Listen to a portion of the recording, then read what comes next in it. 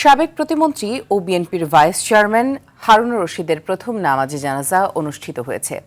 সংসদ ভবনের দক্ষিণ প্লাজায় অনুষ্ঠিত জানাজায় স্পিকার, ডেপুটি স্পিকার, হুইপ, সংসদ সদস্য এবং বিএনপি মহাসচিব মির্জা ফখরুল ইসলাম আলমগীর অংশ নেন।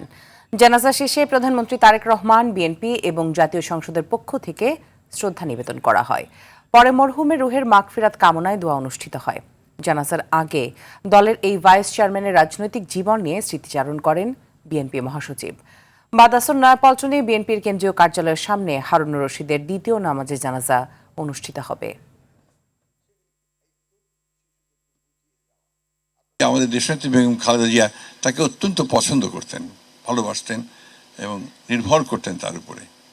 একটা বাই ইলেকশনে সম্ভবত শ্যামল যেখানে নমিনেশন পেয়েছিল, সেখানে তিনি অপারগতা জানালেন যে তিনি নির্বাচন করতে পারবেন না।